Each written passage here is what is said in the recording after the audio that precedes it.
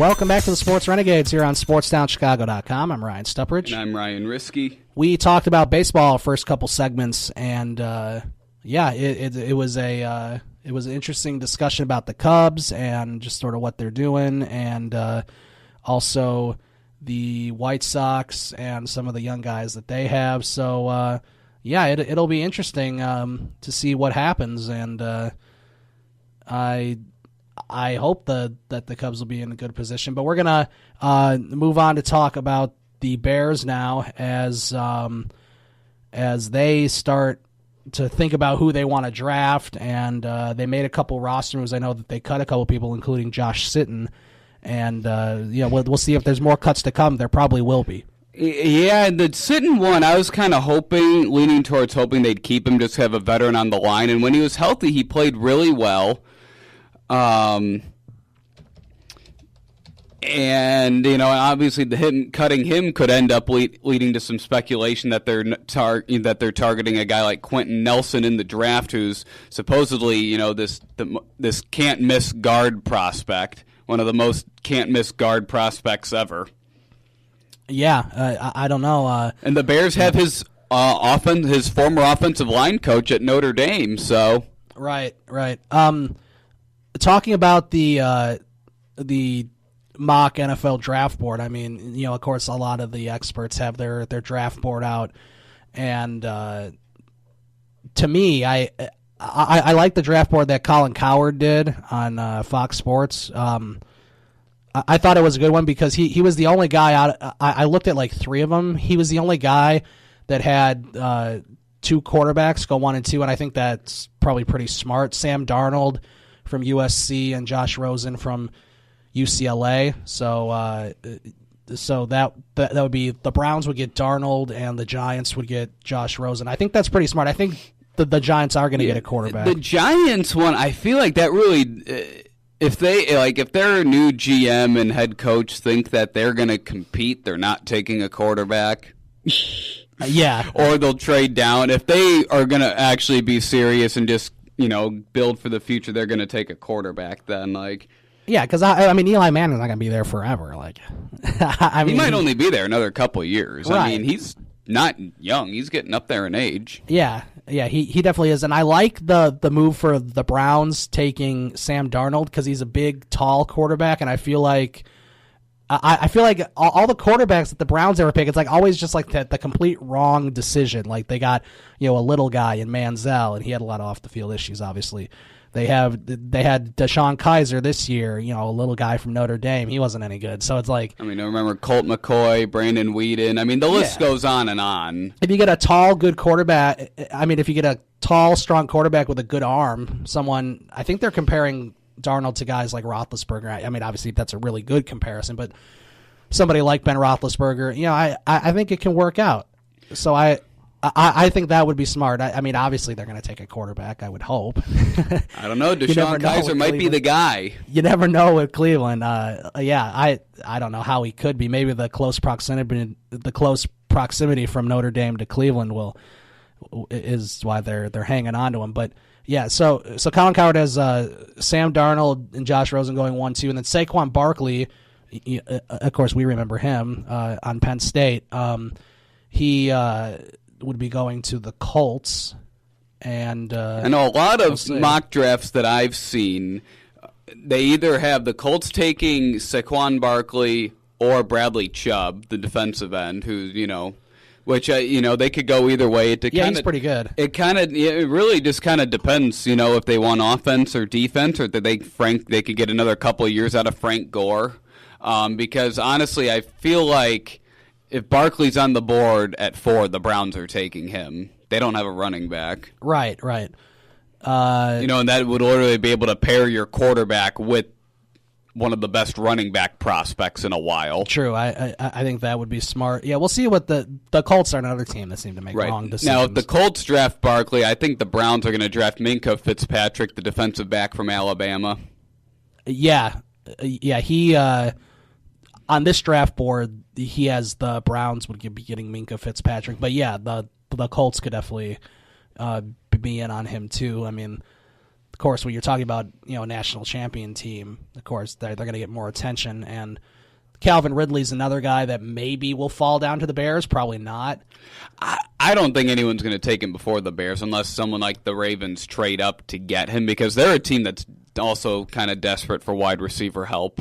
Right. I don't see him going before the Bears. I don't see any team picking before the Bears taking him. Yeah. So would that be your pick at this point? Yes, Calvin Ridley is my preference, the guy that I think will help the Bears out the most. Yeah, I mean, I agree. I just want him to take a wide receiver. I think that's the obvious choice, Ryan. Right, and here's the thing. Now you're hearing that guys like Allen Robinson and Jarvis Landry are going to be franchise tagged by their respective clubs. Yeah, I'm surprised. I'm not as much surprised with Allen Robinson as I am with Jarvis Landry being franchise tagged. That surprises me. Yeah, because you hear that they were just prepared to let him go. They were sick of his contract demands, and and that's taking away arguably the top two guys that were set to hit free agency. And you assume the Bears were going to sign at least one of them. Probably. Maybe they can work out a trade to get them, because the Jaguars do not have very much salary cap room, and they have a lot of impending free agents. Right, and now including Blake Bortles, and they don't have much salary cap space to re-sign these guys. They could lose quite a few guys. And of course, they made it to the AFC Championship, which was unbelievable, and they played really well in that. It was really nice to see a guy, a quarterback, compete really well like Bortles did. So I thought that was really cool. And yeah, they're trying to keep that team together. Obviously, it's a really good defense. So we'll see how it goes. Right, and then there's been some talk that they were trying to shop Malik Jackson just because of how massive his salary cap hit is. I mean, they signed him to like a 5-year, $85 or $90 million deal.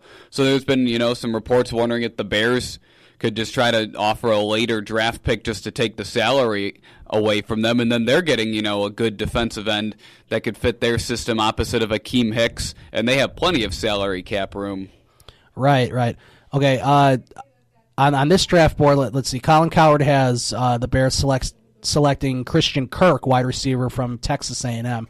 So those are the two best wide receivers on the board, Calvin Ridley and Christian Kirk. And Sutton is another pretty good one that teams have been talking about. I think he's bigger than Ridley. Okay.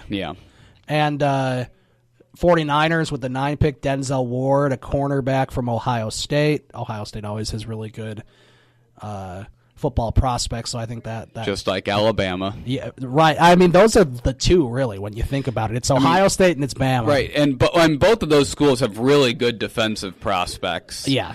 And really good coaches to go along with that. Yeah, really good coaches. Obviously. Alabama seems to always have good wideouts as well. Ohio State, the offensive players, the skilled players, they haven't really had they haven't been having like Julio Jones, Amari Cooper, right, Calvin Ridley. They did have Ezekiel Elliott. Right, and then last guy on this draft board, Oakland Raiders selecting Marcus Davenport, defensive end, Texas San Antonio. That's a school that you don't hear of too much. Texas San Antonio. Who did he have taking Quentin Nelson? Quentin Nelson, Tampa Bay Buccaneers. Yeah, with the pick before the Bears. Right.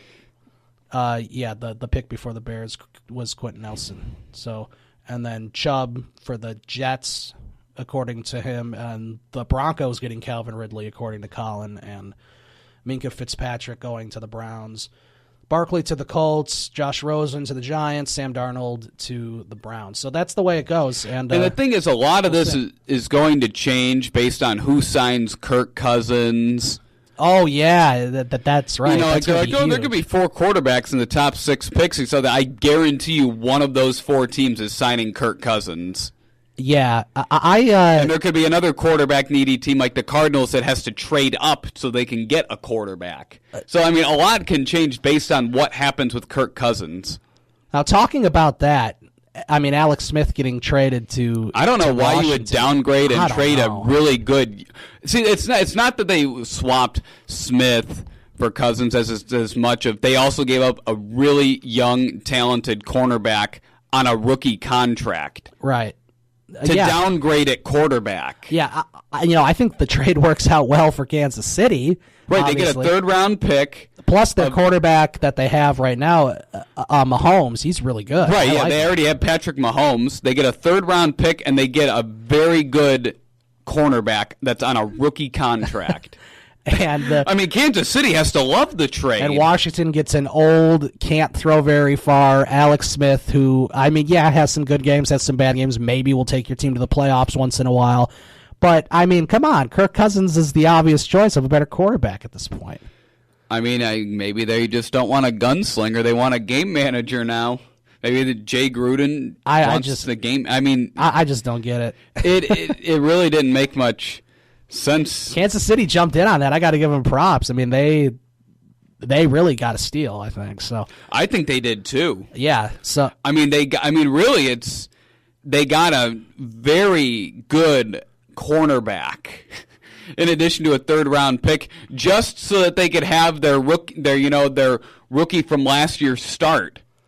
Right, and of course we don't know where Kirk Cousins will end up. Maybe Denver. I feel like Denver. It sounds like Denver and the Jets will be his most aggressive pursuers. Maybe Minnesota too. I don't know how much trust they have in Case Keenum. He had a great season. I don't know. He played horribly in that game and against then Nick Foles could also get traded somewhere. He's the Super Bowl MVP. Someone's gonna want him. Someone will probably want him. That's true. And that's a real tough situation for him because that Carson Wentz is the future.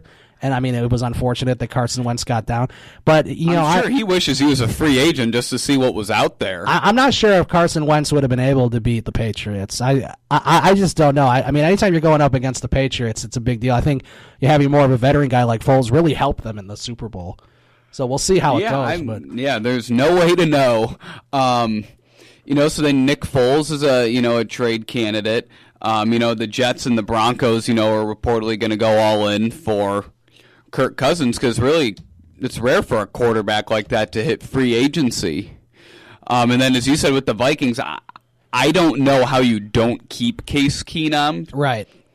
It's like, is he going to be as good as he was this year? Probably not. You can't expect that. Well, you also lost your offensive coordinator, Pat Shurmur, to the Giants. True. However, what I did like was that they brought in John DeFilippo as their offensive coordinator from the Eagles. Yeah, there's been a lot of moving That's going to be one of the most underrated moves of the offseason because I thought he should have been hired as a head coach.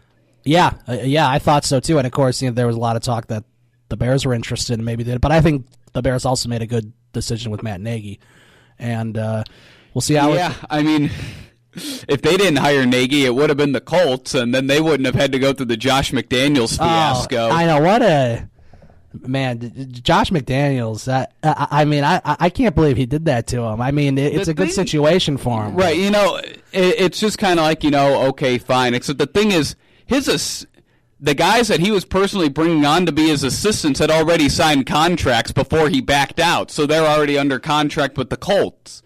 And then he just goes and backs out. Yeah, he kind of threw everybody under the bus there. That wasn't good. But I guess Robert Kraft and him have a really good relationship. Well, and also it was more. It sounded like it was more. I read that the Patriots owner is still holding a grudge over Deflategate with the Colts. It sounds like maybe if someone else was trying to hire him, he wouldn't have been that as aggressive to keep McDaniels. I know, but that would be ridiculous. He was still holding a grudge against that. But I'm sure he does. He probably does. They have really big egos over there with Belichick and Kraft, and now McDaniels has an ego too. So Brady. So it's Tom Brady, of course. So we'll see how it goes. When you're as good as they are and as consistent as they are, you can have a big ego.